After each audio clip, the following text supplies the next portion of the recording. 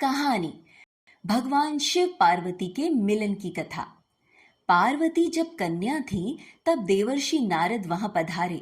उन्होंने पार्वती को देखकर कहा, यह कन्या सब गुणों की खान है। यह सारे जगत में पूज्य होगी। इसका पति योगी, जटाधारी, निष्काम हृदय और अमंगल वेश वाला होगा। पार्वती जी के माता पिता दुखी हो गए। नारद जी से उपाय पूछा। नारद जी बोले, मैंने जो लक्षण बताए हैं, मेरे अनुमान से वे सभी शिवजी में हैं। शिवजी सर्वसमर्थ हैं, वे भगवान हैं। यदि तुम्हारी कन्या तप करे तो शिवजी इसका वरण कर सकते हैं। नारद जी ने पार्वती को शिव मंत्र की दीक्षा दी। पार्वती जी ने तपस्या शुरू की। पार्वती की तपस्या से शिवजी प्रसन्न हुए, परंतु उन्होंने सप्त ऋषियों को पार्वती की परीक्षा लेने भेजा। सप्त ऋषि आए और पार्वती से कहा, तुम नारद की बातों में आकर ऐसे पति को पाने का तप कर रही हो जो बुरे वेश वाला, नर मुंडों की माला पहनने वाला, शरीर पर सांपों को लपेटे रखने वाला, कुलहीन, बिना घर का है।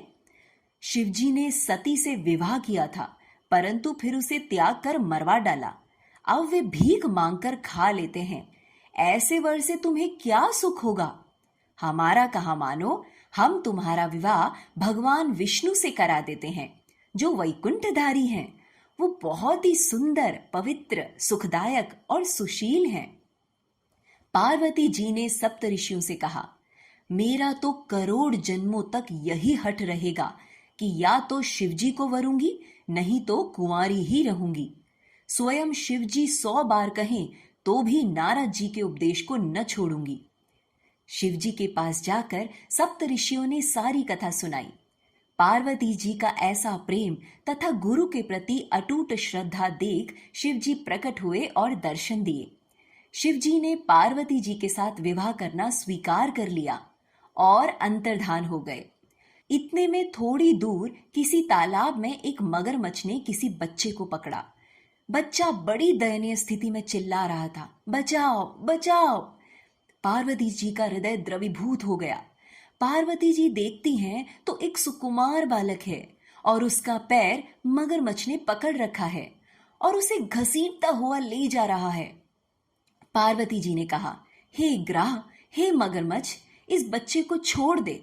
इसके बदले में तुझे जो चाहिए वह ले ले। मगर ने कहा, तुमने जो तप करके शिवजी को प्रसन्न किया और वरदान मांगा, उस तप का फल देती हो तो मैं इस बच्चे को छोड़ सकता हूं, अन्यथा नहीं। पार्वती जी ने कहा, तप का फल मैं तुझे अर्पण करने को तैयार हूं, लेकिन तू इस बच्चे को छोड़ दे। पार्वती जी ने तप दान का संकल्प किया। दान मिलते ही ग्राह का तन तेज से चमक उठा। बच्चे को छोड़कर ग्राह ने कहा, पार्वती जी, तुम्हारे तप के प्रभाव से मेरा शरीर कितना सुंदर हो गया है, मानो मैं तेज पुंज हो गया हूं। तुमने अपने सारे जीवन की कमाई एक छोटे से बालक को बचाने में लगा दी। पार्वती जी ने कहा, ग्राह, तब तो मैं दोबारा कर सकती हूं, लेकिन बालक को तू निगल जाता तो ऐसा निर्दोष बालक फिर कैसे आता। देखते देखते वह बालक अंतर्धान हो गया। ग्राह भी अंतर्धान हो गया। पार्वती जी फिर से तप करने बैठी। ज्यों ही थोड़ा सा ध्यान किया, त्यों ही भगवान सदाशिव फिर से प्रकट होकर बोले, पार्वती, अब क्यों तप करती हो? पार्वती जी बोली, प्रभु, मैंने तप का दान कर दिया है। शिव जी बोले, पार्वती, ग्राह के रूप में मैं ही था और बालक के रूप में भी मैं ही था। तुम्हारा चित्त प्राणी मात्र में आत्मीयता का एहसास करता है या नहीं, यह परीक्षा करने के लिए मैंने लीला की थी। प्राणी मात्र में आत्मीयता का तुम्हारा भाव धन्य है। इस प्रकार पार्वती जी ने भगवान शिव के हृदय में स्थान प्राप्त किया और फिर शिव जी ने पार्वती का यथोचित विधि से वरण किया।